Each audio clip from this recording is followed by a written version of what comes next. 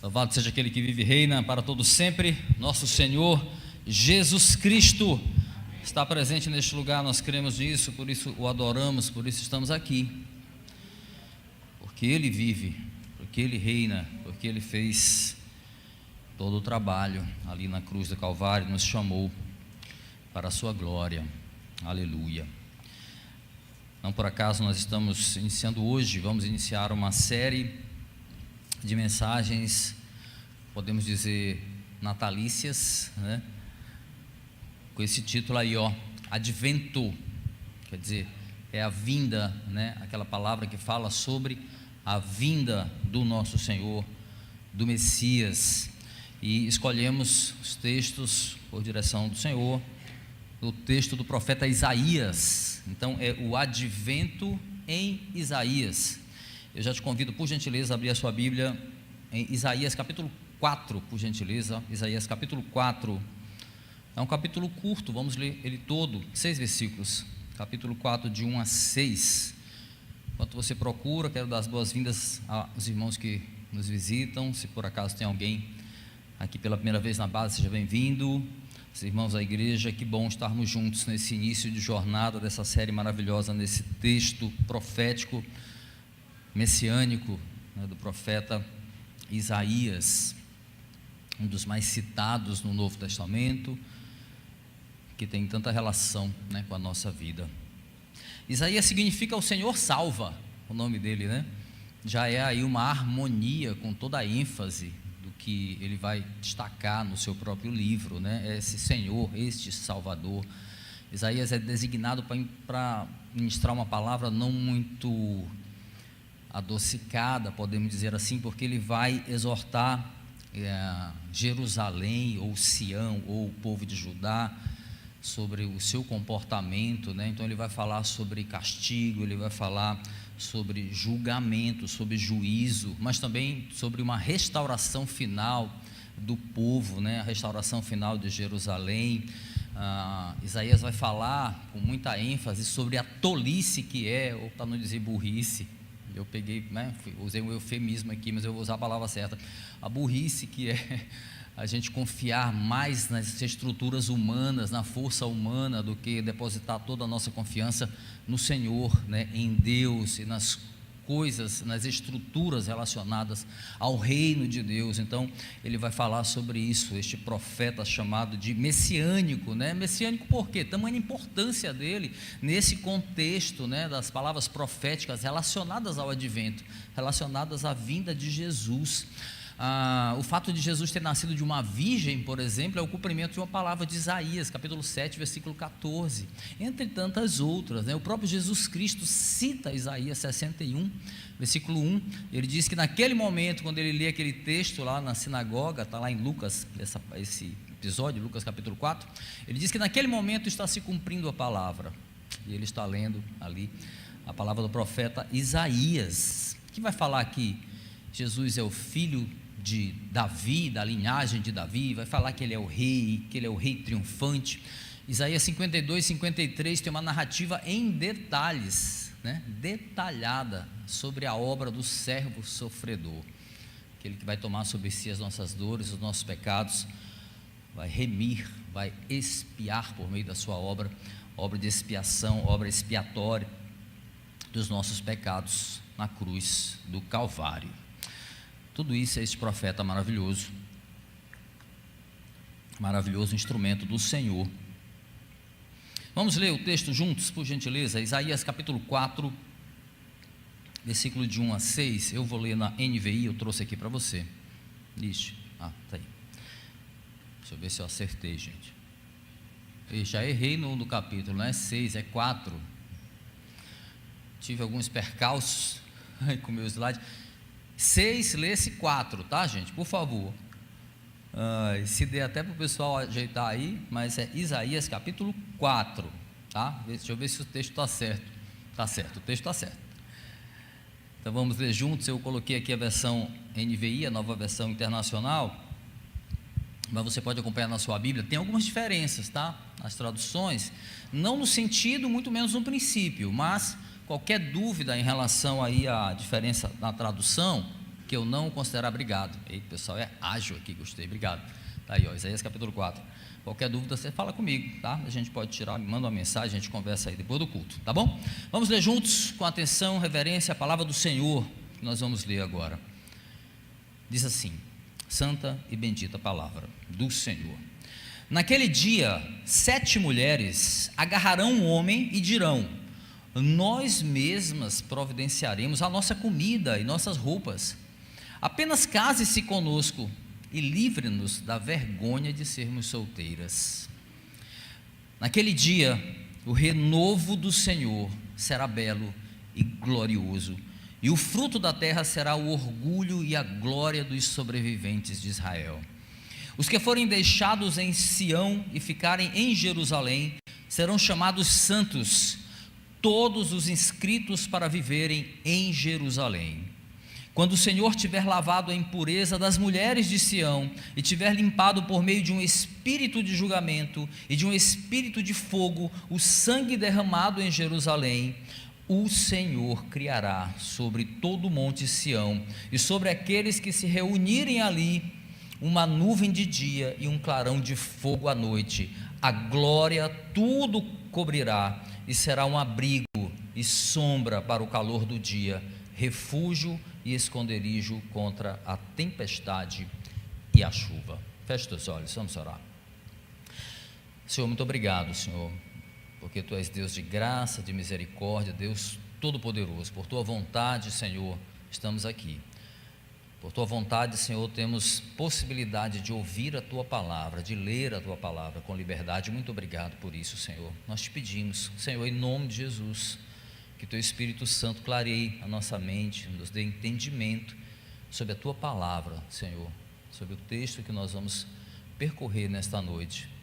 Que a Tua palavra fale conosco, Senhor, toque nossos corações, nossa mente e produza os frutos necessários para a glória do Teu nome.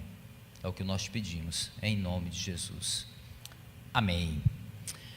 Meus queridos, assistindo recentemente a um desses programas que eu gosto de ver de vez em quando, o foco desse programa não é dos meus preferidos, mas por acaso me chamou a atenção. É um programa baseado em fatos inexplicáveis, aqueles que a ciência, que a lógica humana não consegue trazer uma explicação concreta, uma resposta concreta.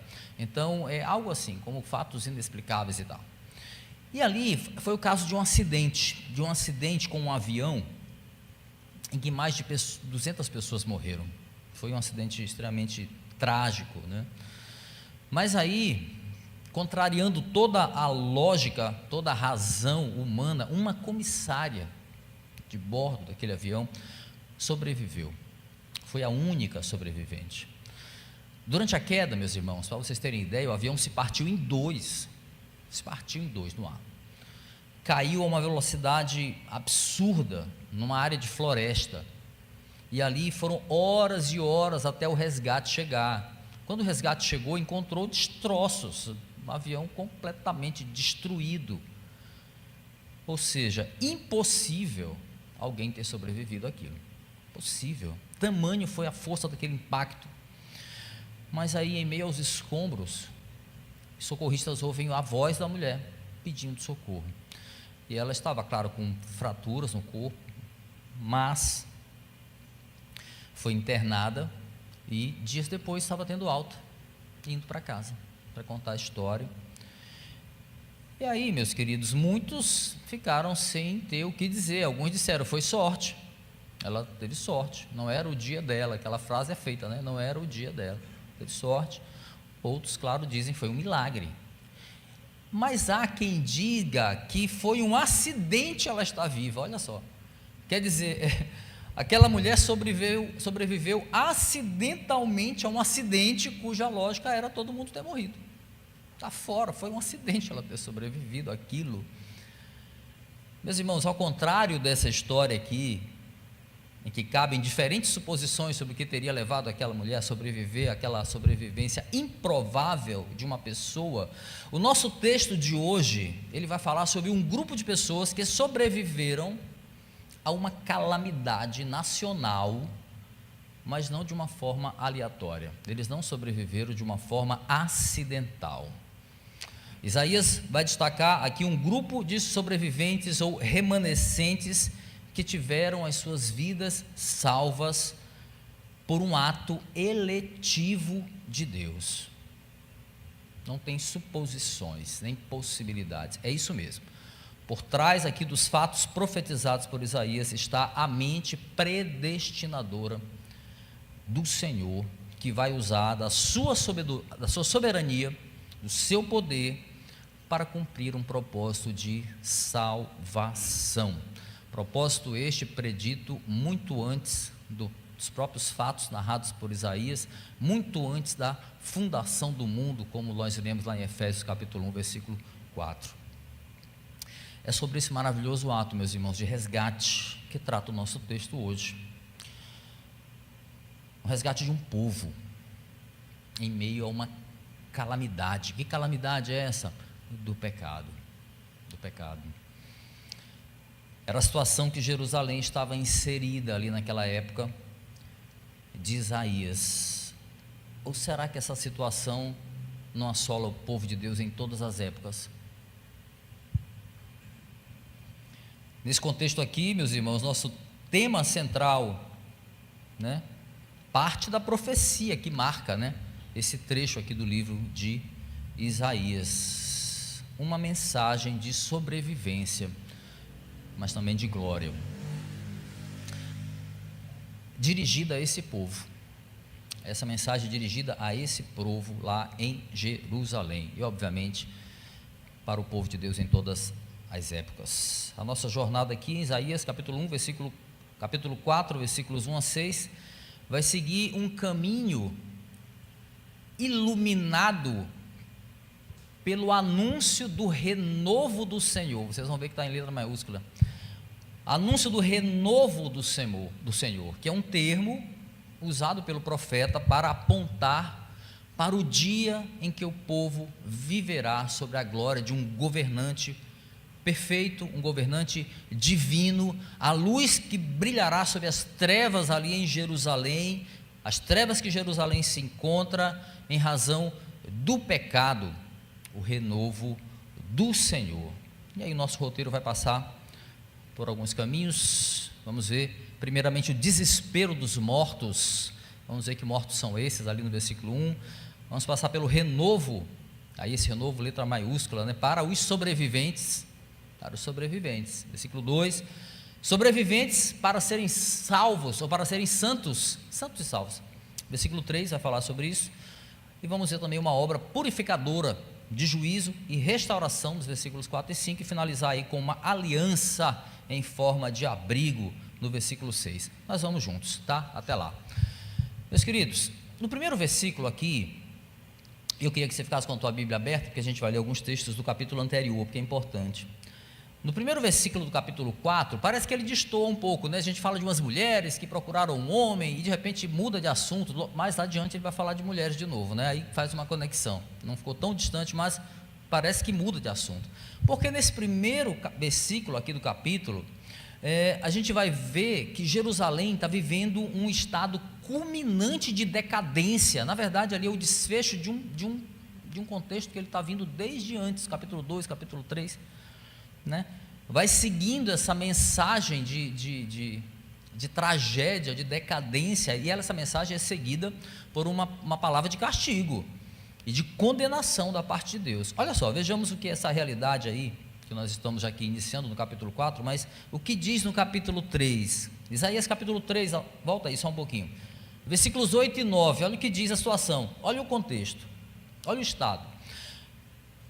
Isaías 3, 8 e 9, Jerusalém está em ruínas, o povo de Judá está caído, suas palavras, suas ações são contra o Senhor, desafiando a sua presença gloriosa. O jeito como olham testifica contra eles se denunciam da maneira como eles olham, né? Eles mostram o seu pecado como Sodoma, sem nada a esconder. Ai deles, pois trouxeram desgraça sobre si mesmos. Olha a situação que estava a cidade ali. Olha o versículo 14 e 15 que diz aí, versículos 14 e 15 do mesmo capítulo. O Senhor então entra em juízo contra as autoridades e contra os líderes do seu povo. Vocês, abre aspas, vocês arruinaram a vinha e o que foi roubado dos necessitados está nas suas casas. Isso me lembra alguns líderes de hoje em dia, que roubam as pessoas, literalmente. Versículo 15, que pretendem vocês, uma pergunta, que pretendem vocês ao esmagarem o meu povo e ao moerem o rosto dos necessitados?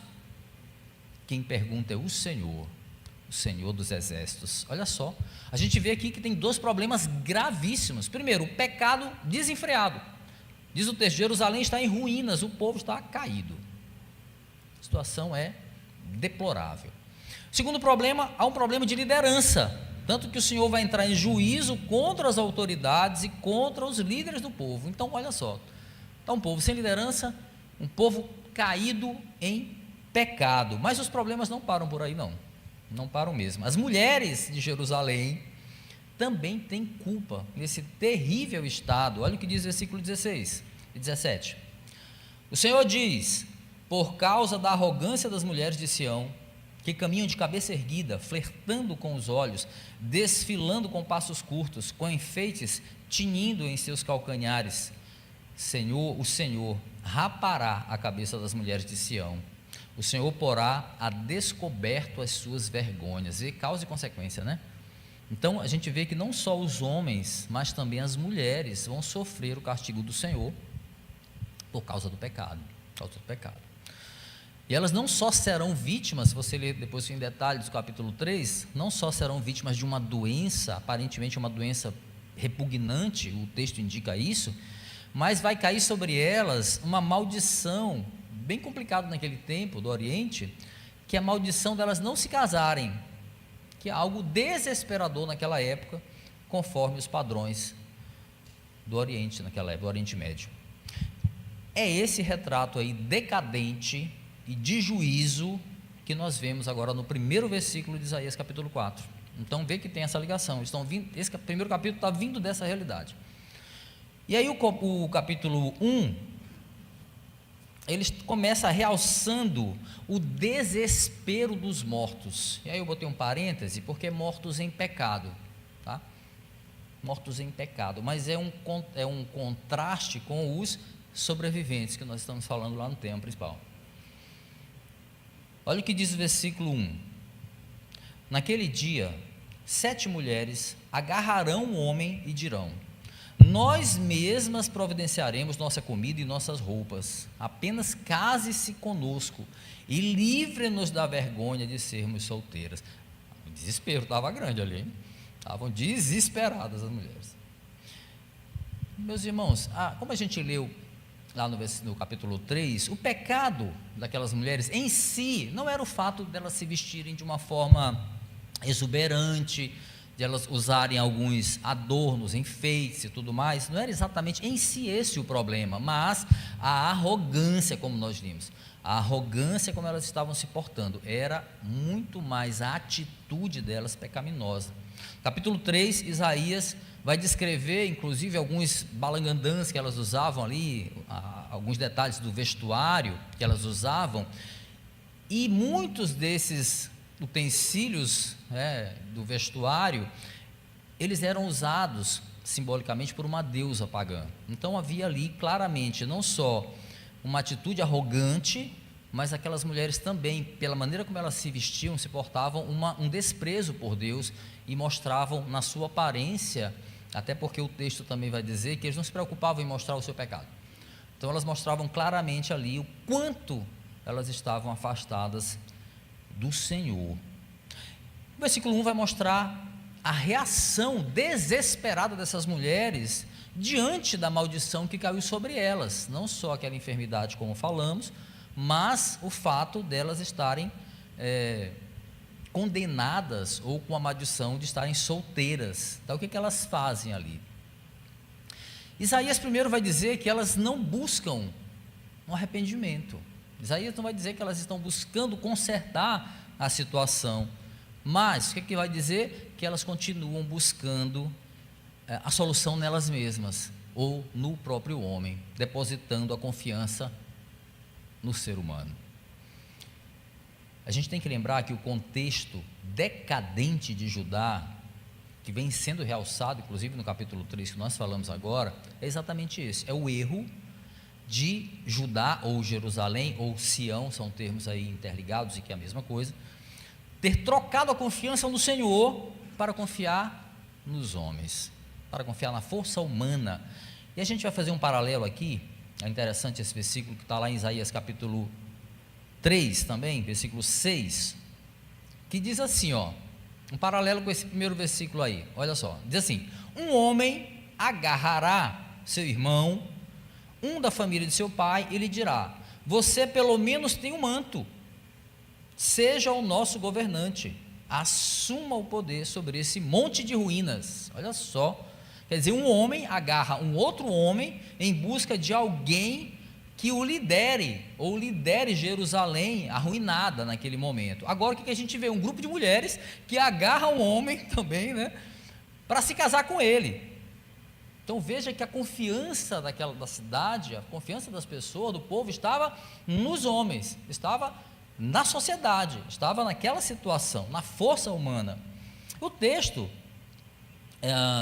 vai dizer que no caso das mulheres, elas estavam dispostas a tudo, a qualquer negócio aqui, até mesmo fazer o papel de provedor, o que é um papel masculino, segundo a lei mosaica. Então está dizendo que elas mesmas iam providenciar as comidas, as roupas, para que aqueles homens não tivessem nenhum tipo de preocupação, nenhum tipo de preocupação ou despesa com elas, porque elas mesmas iam providenciar tudo, eles só tinham que casar com elas. Olha a situação, Isaías começa bem demais esse capítulo. Ele começa bem porque ele vai chamar atenção exatamente para esse perigo, para esse erro de trocar a confiança no Senhor pela confiança nos homens. Isso é um perigo que a gente comete muito até hoje. Isso é um grave erro, não só individualmente, mas coletivamente, como país, como nação, como grupos, enfim. Essa confiança equivocada de que a gente pode resolver os nossos próprios problemas e não precisamos de Deus. Em meio à sua ruína ali, tanto homens como mulheres de Jerusalém confiaram primeiramente na própria capacidade de mudar a sua realidade. Olha que Isaías já tinha alertado muito claro sobre isso, muito claro. Isaías capítulo 2, só escuta, Isaías capítulo 2, versículo 22, ele diz assim, categoricamente, parem, Isaías 2, 22, parem de confiar no homem, cuja vida não passa de um sopro em suas narinas. Que valor ele tem? Então Isaías já tinha falado sobre isso, mas ele segue, aquelas mulheres confiam então nelas mesmas, achando que porque poderiam providenciar ali o seu sustento, poderia seduzir aquele homem que elas agarraram para casar com elas. E pior, elas achavam que o casamento poderia resolver também a enfermidade delas, a maldição delas. Só que a doença delas era grave.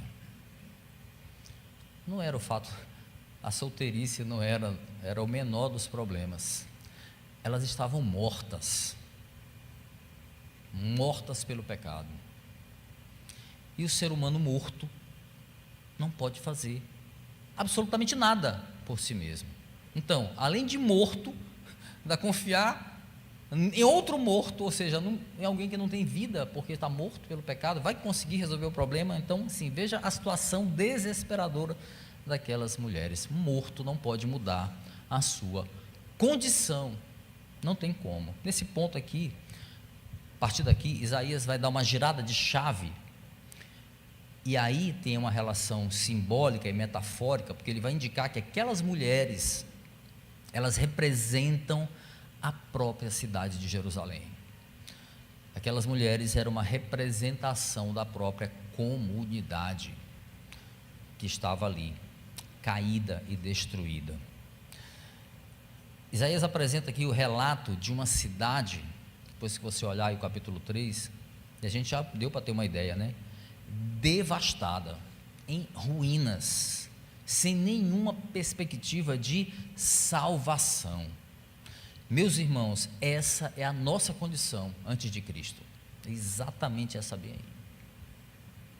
Individualmente, nós já nascemos mortos pelo pecado. Coletivamente, formamos uma nação condenada, e uma nação esta que é convencida pelo mundo, que é convencida pela nossa natureza adâmica, a depositar a nossa confiança no homem.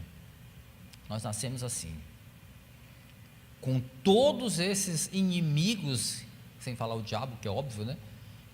Tentando nos levar a depositar a nossa confiança em nós mesmos, isso desde o Gênesis. Então Isaías olha para aquela nação, somos nós agora, somos nós, e vê um povo sem saída, um povo afundado na própria lama, afundado na própria ruína, como se ele dissesse assim: olha onde vocês chegaram com a força de vocês, olha onde a justiça de vocês levaram vocês, olha o que vocês fizeram com vocês mesmos.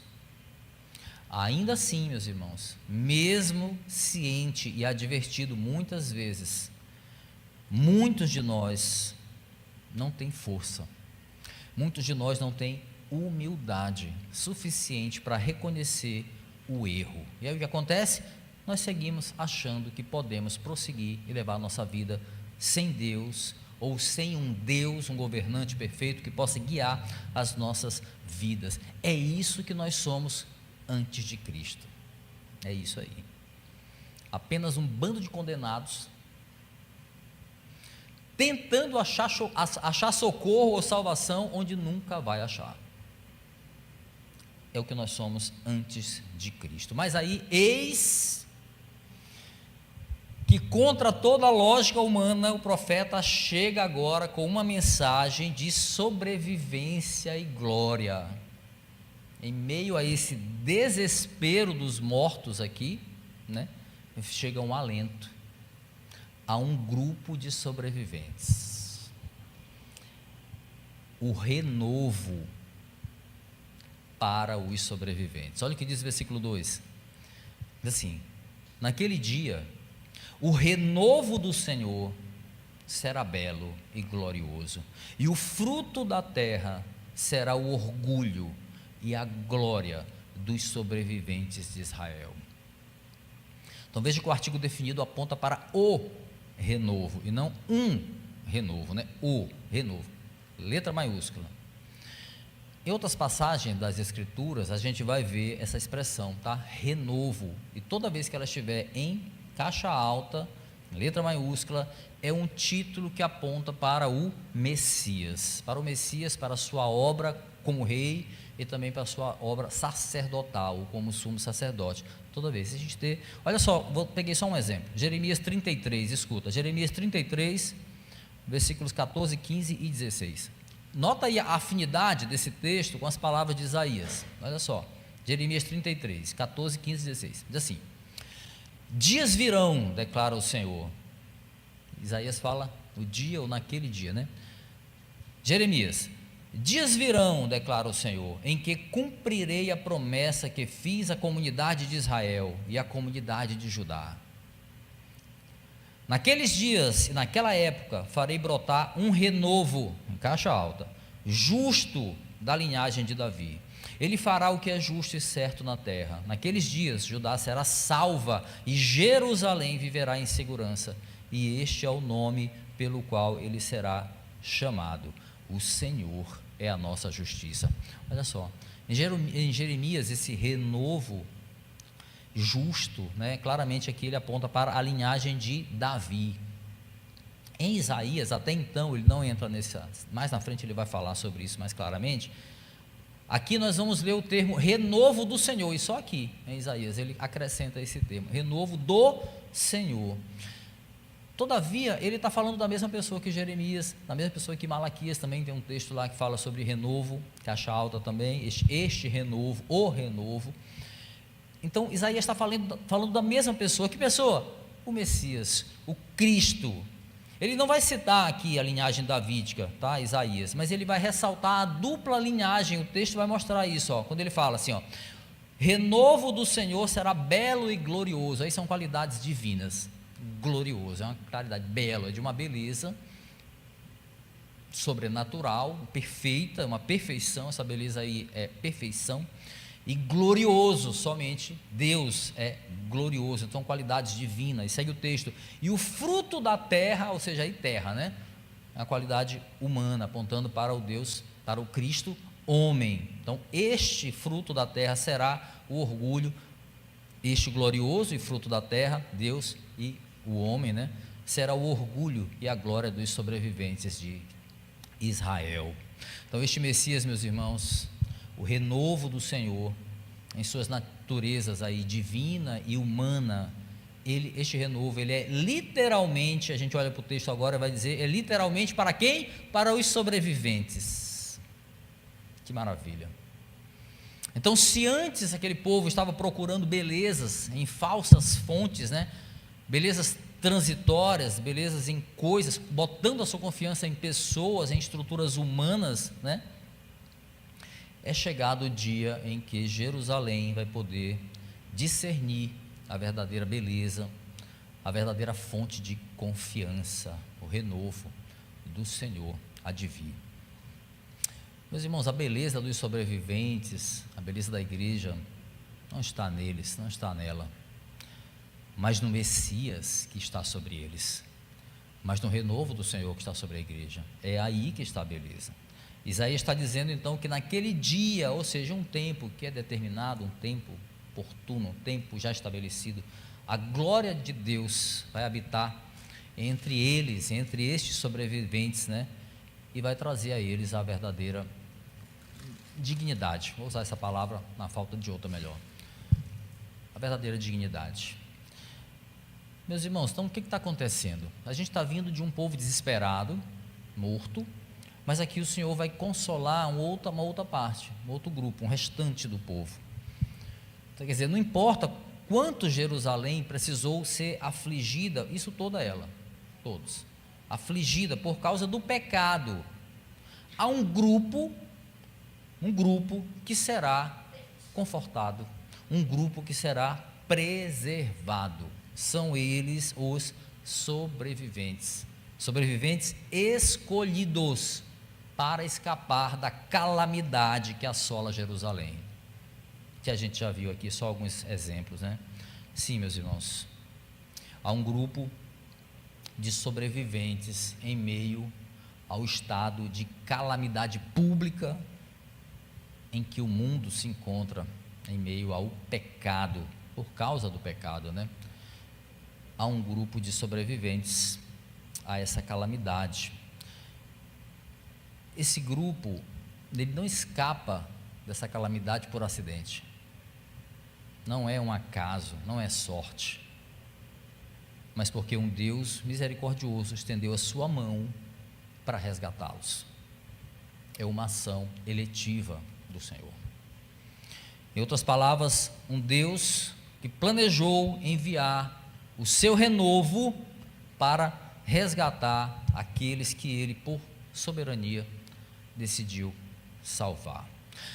Meus irmãos, enquanto muitas pessoas nas igrejas insistem em não se dobrar à soberania de Deus, não se conformam com isso, não se dobram à soberania do Senhor, vê inclusive no ato de escolha de Deus algo mal, algo injusto.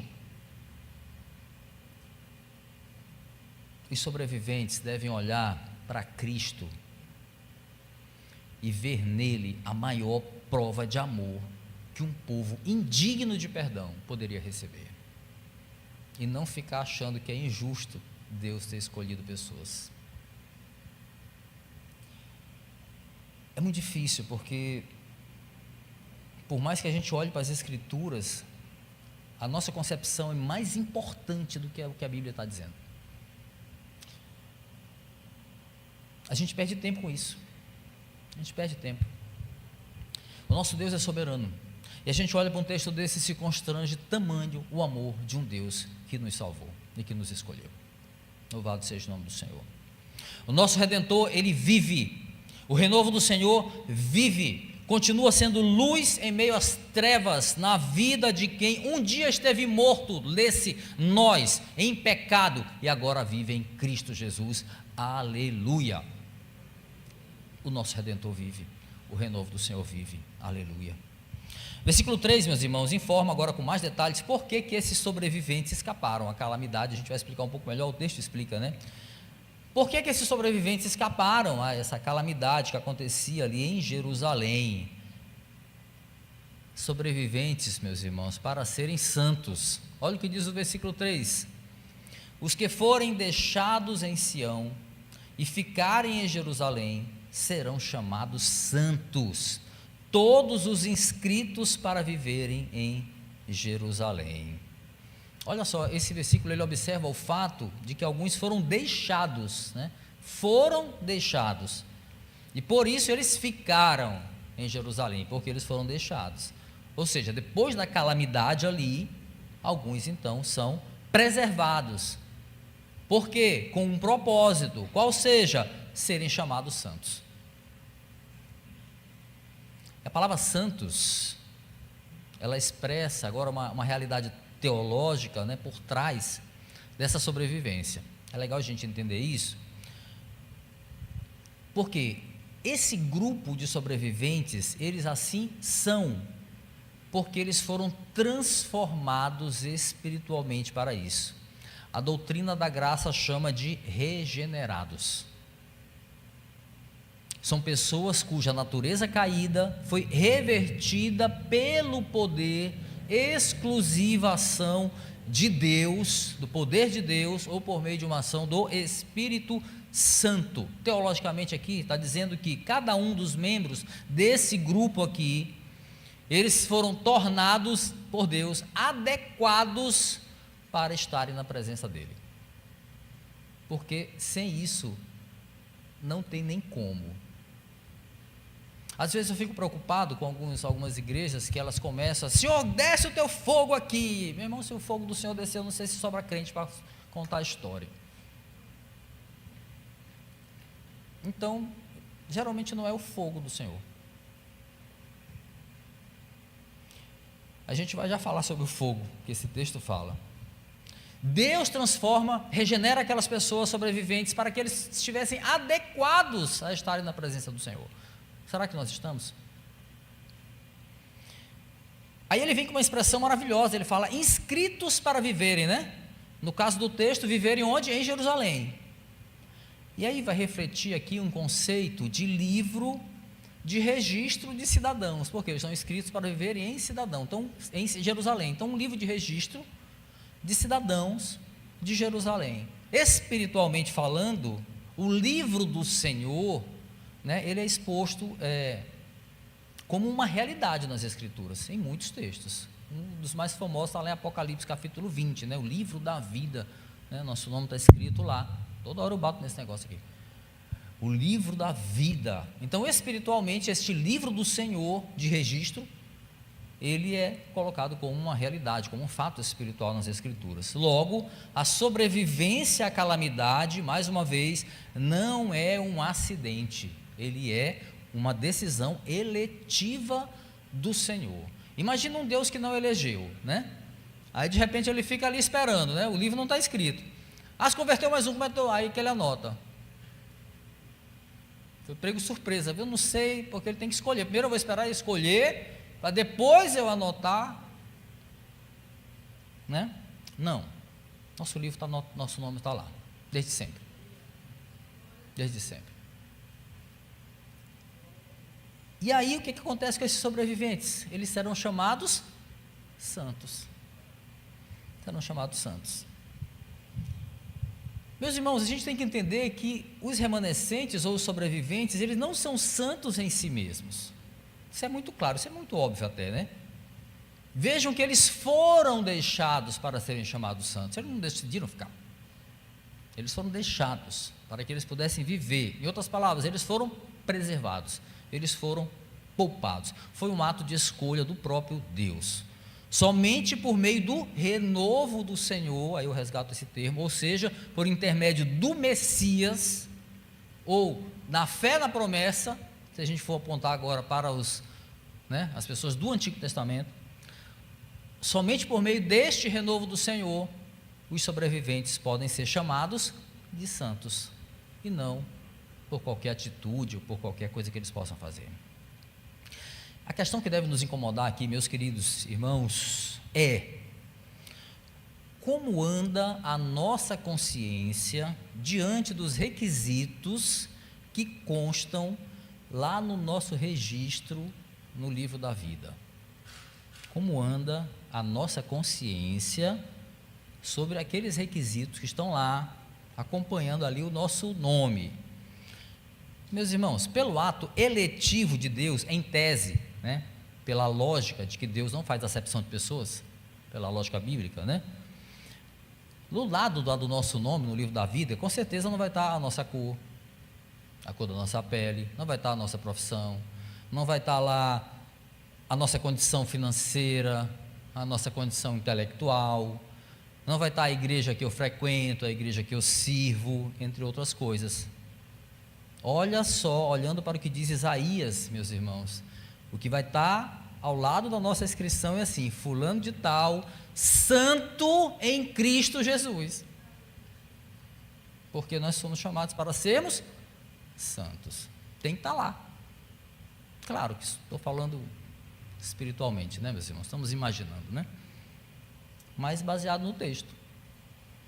Meus irmãos, o Senhor nos escolheu e Ele escreveu o nosso nome lá, no livro da vida,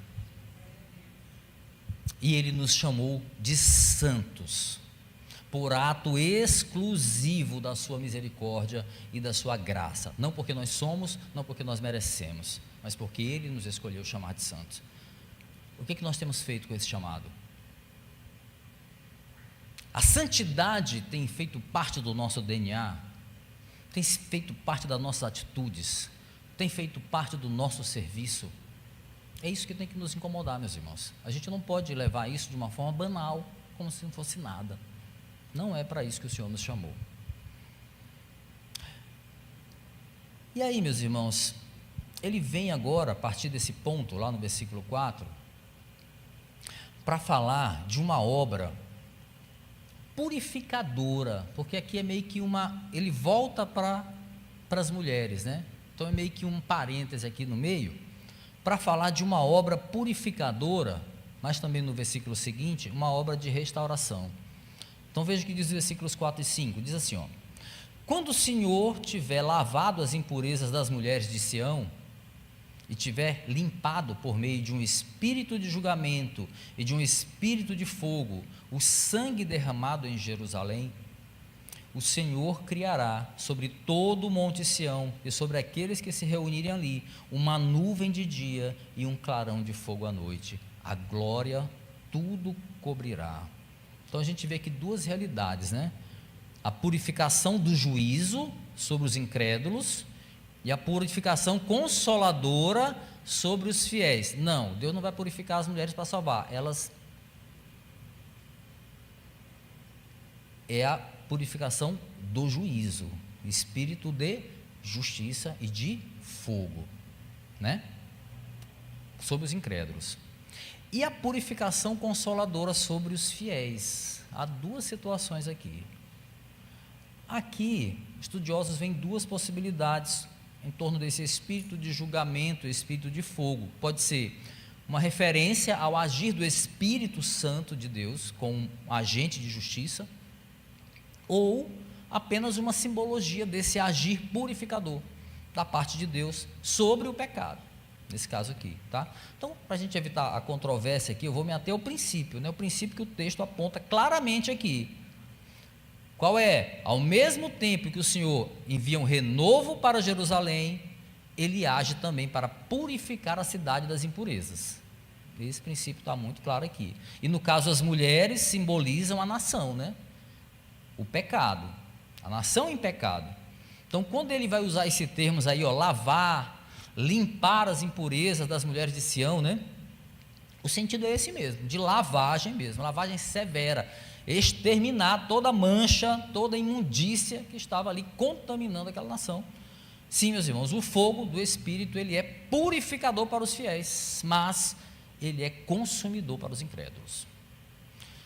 Isaías não mediu palavras aqui, não mediu palavras, e não medir palavras, às vezes, vide Cristo, faz parte da pregação do Evangelho. Não estou falando daquelas palavras exageradas ou com a carga de amor necessária, né? Não é isso, não.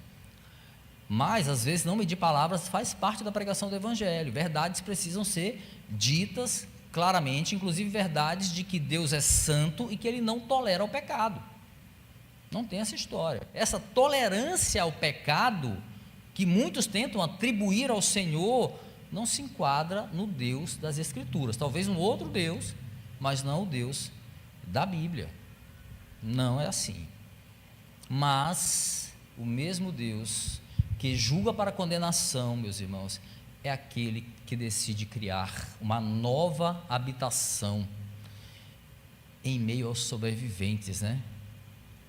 Que ele deixou lá em Jerusalém. Olha o que diz, versículo 5 aí, ó: o Senhor criará sobre todo o monte Sião e sobre aqueles que se reunirem ali uma nuvem de dia e um clarão de fogo à noite. A glória tudo cobrirá. Então veja que nessa nova criação aí inclui um relacionamento, né? Um relacionamento com aqueles que se reúnem ali, a Assembleia de Jerusalém, né? Sobre aqueles que se reúnem ali, haverá uma nuvem de dia, um clarão de fogo à noite.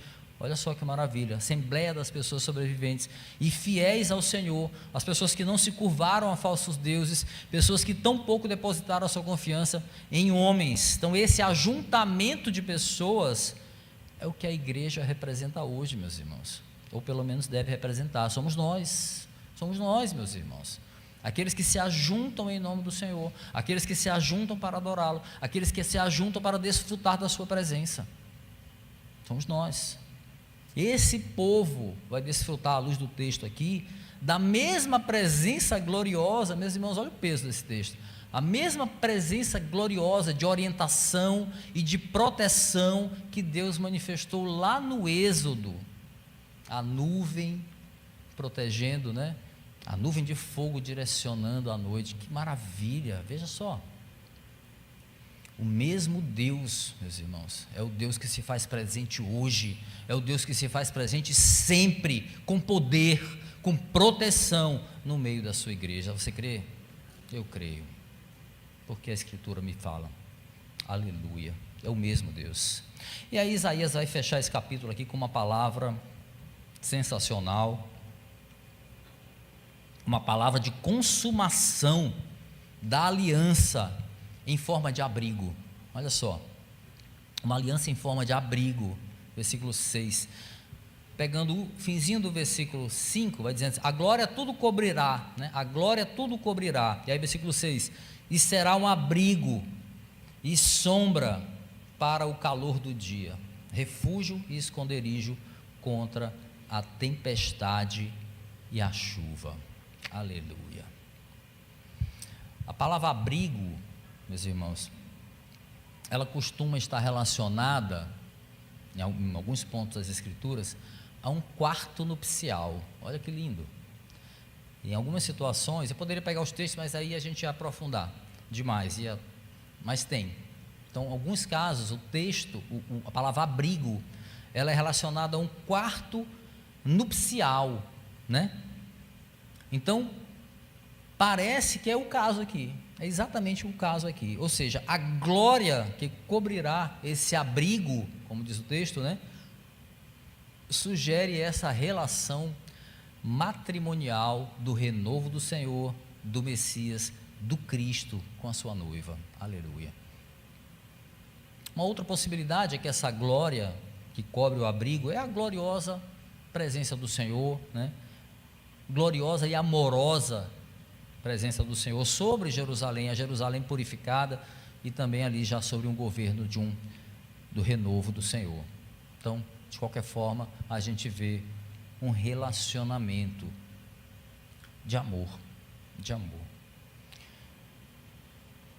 A gente está caminhando já, mas eu queria aplicar esse texto dizendo o seguinte, antes de concluir, que a gente está falando de terror, de julgamento, né, até chegar aqui. E aí Isaías vem e fecha essa sessão do livro com essas palavras de consolo, né, aos sobreviventes. Então, em lugar de terror, de castigo, o Senhor agora vai falar para os sobreviventes, sobre refúgio, né, sobre abrigo. Meus irmãos, Deus não esquece a aliança com o seu povo. Ele não esquece. A gente esquece, mas Ele não esquece. Graças a Ele, graças a Deus, graças a Ele não esquece. Ele não pode negar a sua natureza fiel, né, como Ele fala, as Escrituras nos ensinam. Ele não esquece. A sua presença viva, poderosa, vai estar sempre no meio do seu povo. Sabe por quê? Porque Ele assim prometeu. Ele prometeu. E a sua palavra está cumprida, está consumada em Cristo Jesus. Aleluia. Se lá naquele tempo era uma nuvem, apontava para o momento, nós desfrutamos hoje do cumprimento dessa palavra. O renovo do Senhor está aqui. O renovo do Senhor nos libertou. O renovo do Senhor nos salvou.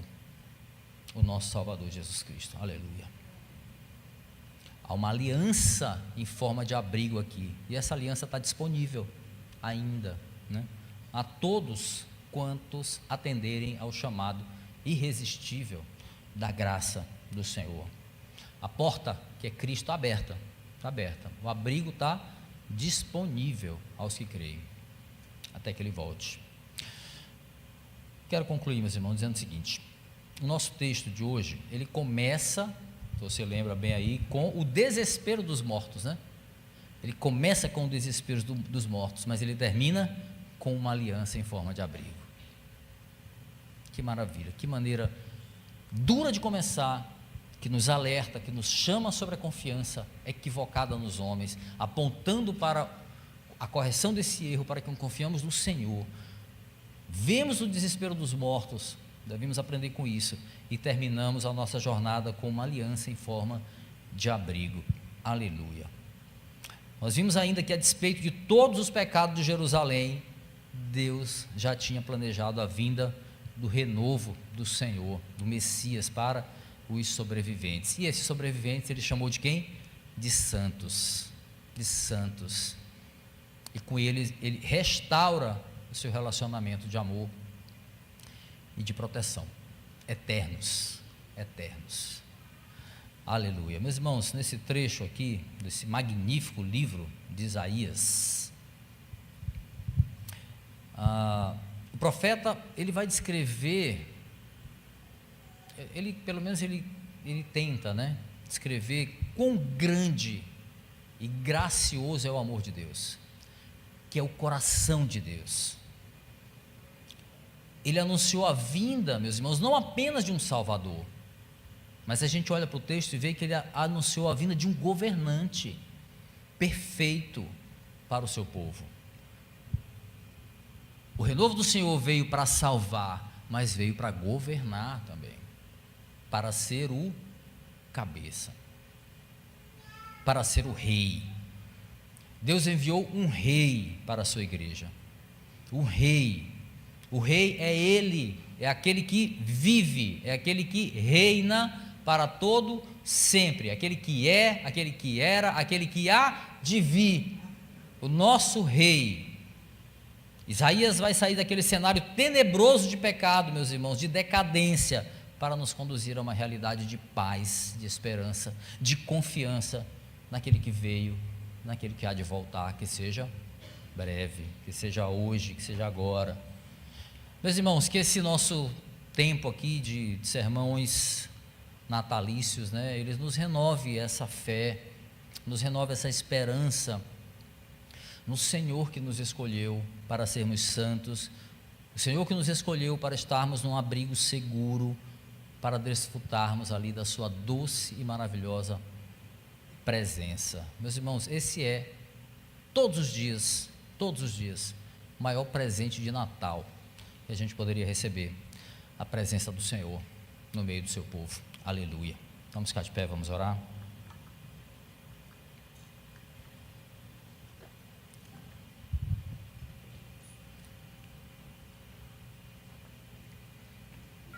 Senhor, louvamos o teu santo e bendito nome, Deus, por tamanho amor, por tamanha graça, por tão grande salvação que tu nos concedestes, ó Deus, sem que merecêssemos.